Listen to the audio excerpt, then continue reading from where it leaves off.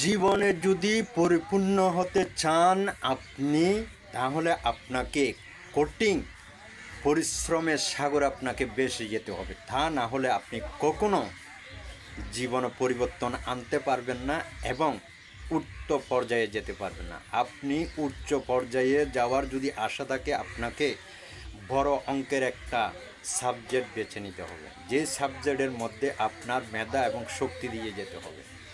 এই মেধা শক্তি আপনি যদি প্রয়োগ না করেন, তাহলে আপনি উচ্চ পর্যায়ে যাওয়ার কোনো সম্ভাবনা নেই। উচ্চ পর্যায়ে যেতে হলে আপনাকে কঠিন পরিশ্রম করে যেতে হবে, যে পরিশ্রমের পয়সা আশা করা যাবে না বা টাকা আশা করা যাবে না। আপনি আজকে পরিশ্রম করেছেন, এটা ডেলি কাম না।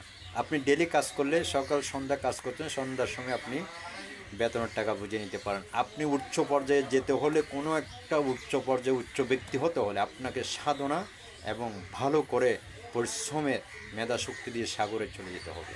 ওইখানে আশা করা যাবে না। আশা হবে আপনার যে কোনো একদিন পরে। যে আশা যদি পূর্ণ হয়, ওখানে আপনারা পেছন দিকে তাকানো কোনো সুযোগ নেই। আপনার কাছে শুধু টাকা আর পয়সা আসবে এবং তার সাথে সাথে আপনি সম্মানী ব্যক্তিও হতে পারবেন। তা আপনি সম্মানী ব্যক্তি হতে হলে, আপনাকে উচ্চ পর্যায়ে যেতে হলে আপনাকে ভালো একটা পরিবেশ, ভালো একটা চিন্তাধারা করে আপনাকে একটা কাজের বেছে নিতে হবে। ওই কাজের মধ্যে ভবিষ্যৎ চিন্তাধারা করে আপনাকে কাজ করে যেতে হবে। এই কাজের মধ্যে ভবিষ্যতে আমি একজন ব্যক্তি হব, এই কাজের মধ্যে ভবিষ্যতে আমি উচ্চ পর্যায়ে যাব, এই কাজের মধ্যে আমি উচ্চ পর্যায়ে একজন ব্যক্তি হব, এই কাজের মধ্যে আমি স্বনামধন্য একজন ব্যক্তি হব, সবাই আমাকে চিনবে। তাহলে ওই রকমের মন মানসিকতা যদি আপনি নিয়ে যদি কাজ করেন, সফল স্বনামধন্য ব্যক্তি হতে পারেন বলে আমার মনে হয়। কিন্তু আপনাকে ওই কাজ করার আগে চিন্তাধারা করে আপনাকে সাধনা নিয়ে এই পথে নামতে হবে। তাহলে হয়তো আপনার আশা আল্লাহর অবশ্যই পূরণ করবে। আপনার সৃষ্টিকর্তা আপনার আশা পূরণ করবে। আল্লাহ সবাই পাশে সবসময় বিরাজমান। আল্লাহ কে কী করে, কে কী করে না, সৃষ্টিকর্তা সব কিছু দেখে। আপনার চিন্তাভাবনা যদি ভালো হয়, আপনার চিন্তাভাবনা যদি মানুষের কাজে লাগে, আপনার চিন্তাভাবনা যদি মানুষের উপকার আসে, আপনার চিন্তাভাবনা যদি মানুষের কোনো ক্ষতি না হয়, তাহলে আল্লাহ আপনাকে অবশ্যই সফলতা দিয়ে একজন ব্যক্তি করে গড়ে তুলবেন। এই কথা সবাইকে মনে রাখতে হবে। আল্লাহ সবার সাথে সবসময় বিরাজমান। আপনারা যদি এই ধরনের প্রতিজ্ঞা নিয়ে কাজ করেন, আমার মনে হয় আপনি একজন স্বনামধন্য ব্যক্তি হতে আপনার বাধা থাকবে না। তবে আপনাকে চেষ্টা এবং চালিয়ে যেতে হবে। এই চেষ্টা কখনো পিছপা হতে পারবেন না। আপনি যতই বাধা আসুক, যত কষ্ট করো, যে কোনো কাজ আপনি করতে গেলে দীর্ঘ সময় মেয়াদি যদি কাজ করেন, মেধাশক্তি দিয়ে করতে হবে এবং ধাপে ধাপে আপনাকে চালিয়ে যেতে হবে। ওইখানে কাজ বন্ধ করার কোনো সুযোগ নাই। এই কাজটা আপনি দীর্ঘ সময় চালিয়ে যাবেন। এই কাজের পাশে অন্য একটা আপনার ফ্যামিলি চালাতে পারবেন, নিজে চলতে যে কোনো একটা ছোটোখাটো কাজ করতে পারবেন। এই কাজটা আপনি চালিয়ে যাবেন। এই কাজটা চালিয়ে গেলে আপনি এক সময় দেখবেন পরিপূর্ণ একজন ব্যক্তি হয়ে আপনি সমাজের মধ্যে দাঁড়িয়ে গেছেন। প্রিয় ভাই বোনেরা, আমার কথাগুলো যদি আপনাদের ভালো লাগে, সবাইকে শেয়ার করে জানিয়ে দিবেন।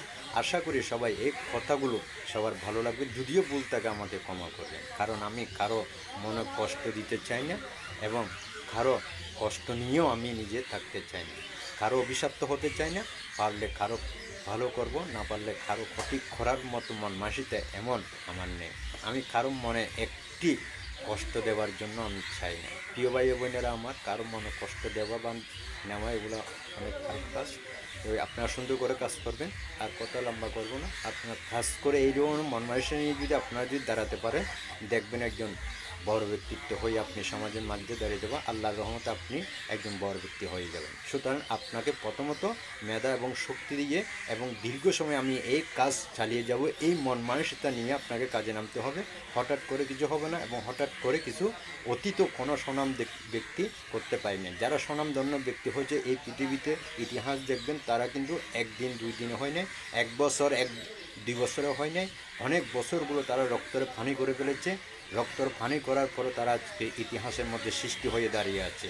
অনেকে এই ইতিহাস গড়ার জন্য জীবন পর্যন্ত দিয়ে গেছে, কিন্তু তার জীবনের রক্তের ফাঁয়ে দাঁড়িয়ে আরেকজন মানুষ হয়েছে। এইভাবে চলবে। প্রিয় ভাই বোনেরা, আমার কারো রক্তের ফাঁয়ে দাঁড়িয়ে কেউ মনে করে রাজত্ব করে, আর কারো রাজত্ব করে কিন্তু চলে যায়, সে কিছু করতে পারে না। এটা হবে না। আপনার ইতিহাস তৈরি করতে হলে আপনি ব্যক্তি হয়ে পরিচিত হতে চাইলে আপনাকে কঠোর পরিশ্রম নিয়ে, অতি মেধা এবং শক্তি নিয়ে আপনাকে দাঁড়াতে হবে। তাহলে আপনি এক সময় বিরাট একজন ব্যক্তি হয়ে, স্বনাম ব্যক্তি হয়ে, ইতিহাসের মাধ্যমে মানুষের মনের মাঝে আপনি ইতিহাস হয়ে রয়ে যাবেন। প্রিয় ভাই বোনেরা আমার, সুস্থ থাকবেন, ভালো থাকবেন। সবাইকে ভালোবাসা দিয়ে গেলাম। সবাই আমার জন্য একটু দোয়া করবেন, আমি আপনাদের জন্য দোয়া করব। আসসালামু আলাইকুম।